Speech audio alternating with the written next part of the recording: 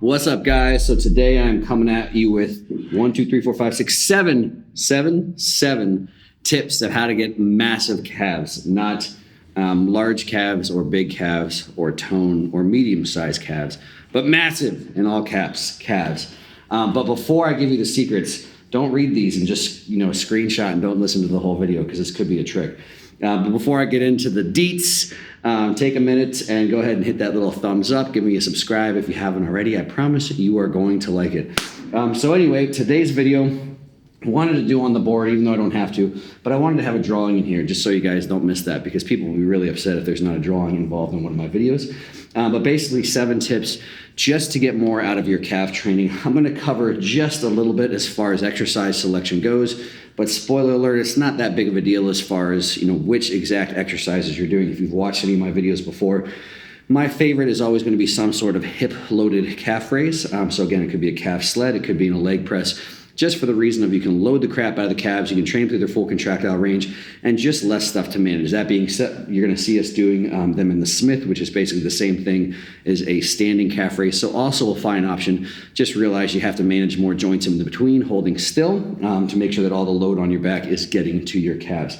But these are going to be tips that can help you regardless of what exercise you choose. So one, same for pretty much every muscle group. It is a good idea, yes, if you can within the same workout, ideally, just because of the nature of calves, but at least over the course of your split to train the calves to their full range of motion.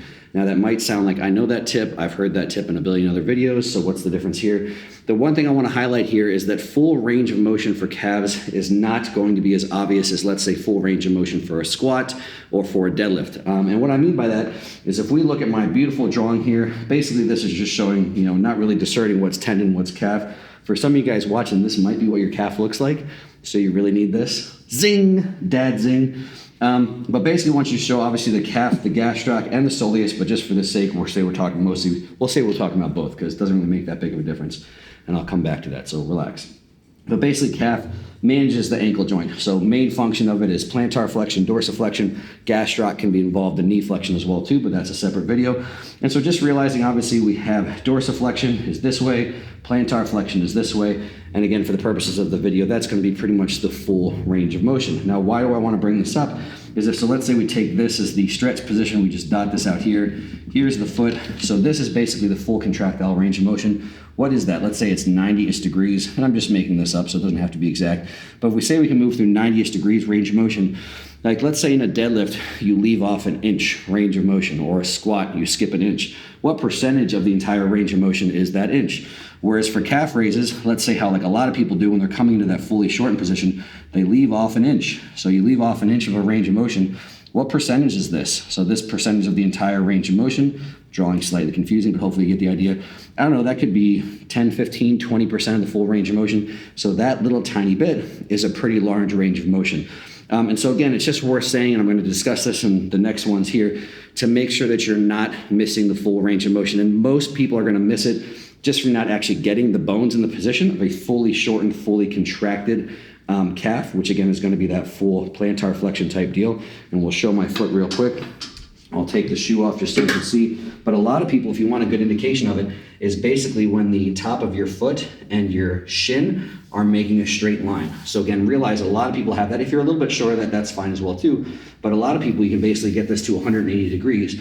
And so next time you're training calves, pay attention, do you actually get to that position? Because most people training calves like to do what I call the little bouncy bounces, where they get in this stretch position and they just bounce up and down through a few inches. So some people, not only are they missing an inch, some people stay basically in this range. They bouncy bounce right here, and they might be leaving off 30, 40% of the entire range of motion, in which case I think you are leaving an opportunity of growth on the table. So how do we address this? I think the thing that's tricky on this is people don't realize every muscle in your body, as far as strength is concerned, is going to be weaker in the fully shortened, fully contracted position. So because basically the calves have a relatively short range of motion, people generally only pick one weight to use. And so you're kind of put in this little stuck situation of what weight do I pick? If you go light enough so that you can actually get to this fully contracted, fully plantar flex position, odds are it's not going to be challenging enough or heavy enough in that fully lengthened position. So the easy little tip here is basically just pick 2 different weights for your workout. The order I can make arguments for either way, not that huge of a deal. But let's say if you do your heavy stuff first, so let's say hypothetically you're using 300 pounds for your calf raises, do 300 pounds and train because you need to load heavy. You're strongest in those mid and lengthen ranges, so you need heavy loads. So basically you train this range to, let's say, this range, so maybe half the range of motion. So this half over here, you're gonna train with that 300 pounds. Again, keep in mind I'm making up numbers. Let's say you do however many sets you wanna do, 2-3 working sets of that. Then go with a lighter weight because, again, no matter how awesome you think you are, muscles aren't as strong in that fully contracted position. So if this is adequate load here, you won't be able to finish the range of motion here with the same load. So 2 to 3 working sets starting with a heavier weight in that range, and then make sure you do 2 to 3 working sets going into that fully shortened, fully plantar flex position with whatever load you can get there. So that might be 100, 150 pounds. Again, the numbers are made up. But so again, instead of doing, you think about with chest training, it's very common for people to do a press, so this is to overload that length and mid-range, and then also do a fly. So it's very common to do multiple exercises throughout the entire body. The same thing with the quad, so you're gonna do a squat for the fully lengthened position, a leg extension for the fully shortened position. Reality is because it's a small range of motion and because you have toes that you're grabbing stuff with, you don't have quite the implement options of when you can grab it with your hand. It's really only have one real exercise to do calf raises with. So to adequately train both ranges of full range of motion, you generally are gonna need 2 loads. So load the shortened range light and the long range heavy, the lengthened range heavy, if that makes sense. From here, to really make sure that you're maximizing, I'm gonna give you 2 different tips for both ranges of motion. So one is one of the best cues I ever got. This was from Eric Seifer. I don't always remember where I get all cues from, but every once in a while something sticks out. So if you're watching, Eric, thanks for that because it stuck out from 6, 7, 8 years ago, where when you're trying to finish the range of motion, don't think up, because again, if the bar's on your back and you're thinking, how high can I get it? Or if you're using the sled and you're thinking, how high can I get the sled? That's very far away from the trained muscle and the trained joint. Anytime you have a cue that's far away from the trained muscle or trained joint, it might not translate as well. So the best cue I ever got was ankles forward. So we'll come back down here. So we're looking, I'll take the shoe off again. If you're weirdo feet people, try and contain yourself. But basically what I want you to focus on is some people are thinking up and it's like, oh, I'm as high as I can get. Well, realize the best cue is up ankles forward. So if I'm trying to push my ankle forward as far that way as I can, it's gonna help you find a whole lot of extra contractile range. So again, up might feel like the end there, but ankles forward might help with that last little bit of that full contraction.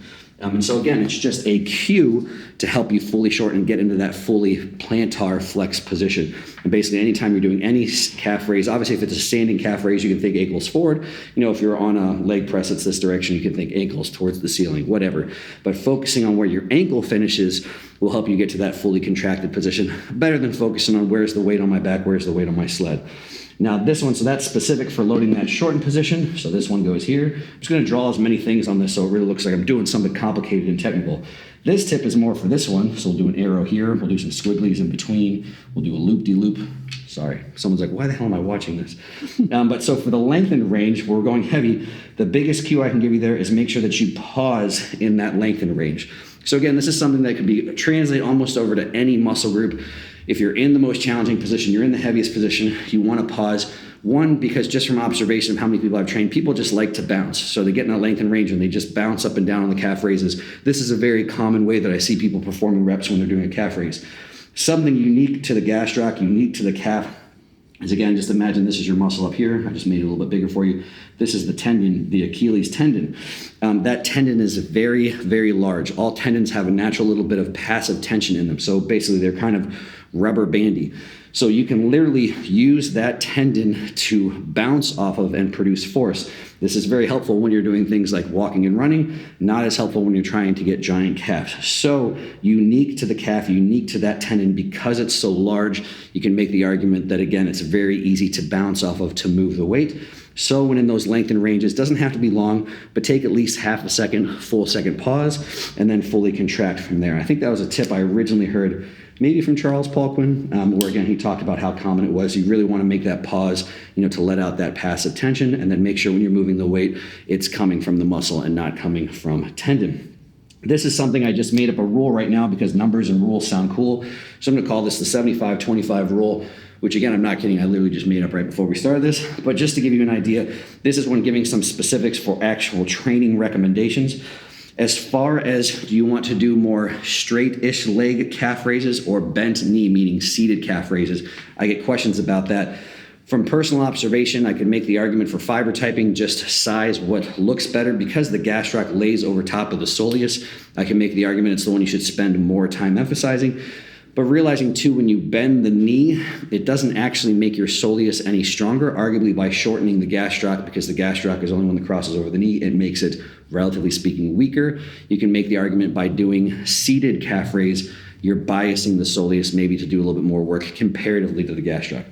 All that mess just means I think you should spend 75% of your time in exercise selection doing stuff with a more of a straight leg. So that's going to be your standing calf raises, your hip-loaded calf raises. Again, something where your knee is fixed and straighter. So again, it doesn't have to be locked straight. Has a 5-degree bend, that's going to be fine. And again, mechanically, you could argue that that gives your gastroc a little bit more of an opportunity to produce force as opposed to the bent knee. So 75% of your exercise selection, knee a little bit straighter, 25% of your exercise selection on seated calf raises. And again, that's based mostly on observation, how many people I've trained and what I think produces results. And then lastly, some people are going to ask, what frequency? The first and foremost answer is always, you can train any muscle group as often as you can recover from it. Calves do tend to be able to take a little bit more of a beating than other muscle groups. So when I'm having someone try and bring up their calves, generally every 2 to 3 days seems to be good. So again, if someone really gets in a groove, they're consistent, their recovery is on point. I've had it where people can do it every other day. And again, because they can take a little bit of a beating, as long as you're in a place to recover. Now again, someone's trying to bring up their calves. If you're not in a calorie surplus, you're wasting your time. And so again, the simple thing of trying to bring up any body part, need to be in a calorie surplus, need to be in a place where you're recovered so you can put on some tissue. And if that's the case, train them every 2 to 3 days. And again, for simple purposes, you can base it on, are your workouts progressing? Are they not sore when you come to train them? You know that you're able to train them and you are recovered. And the last little strategy on that is I think it does make sense just because of the fiber typing of your gastroc and your soleus. A strategy that seems to work pretty well is one day make a little bit heavier straight sets. So typically that would be a day where I do more straight knee type stuff. And again, straight sets, heavier, meaning, sticking predominantly in that 8 to 10 rep range. And then on another day, you could do something where it's more dense work, a little bit more volume, where maybe you're doing a little bit more supersets, doing some drop sets, some strip sets, some working sets upwards of 20 to 30 rep range, I think has benefit. And so again, just alternating between the two can be a good opportunity.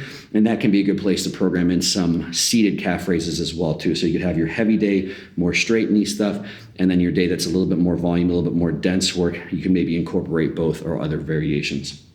So that is the main tips I'm going to give, hopefully giving you guys some good stuff to take away and add to your own calf routine, give you some sort of idea for programming, exercise selection, all that good stuff.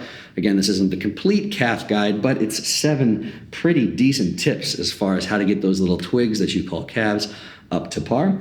And as always, if you guys have any more feedback, comments, questions, maybe something I left out, or if there's a big topic I somehow missed with calves and you want to see me cover it, give me some feedback below again in the comments. And if you didn't already, give me a little thumbs up, give me a subscribe. I told you would like it, right? And as always, tell a reasonable number of friends. Just text everyone in your phone. I think it's just a reasonable request on my part. But anyway, hope you guys enjoyed it. Until the next one,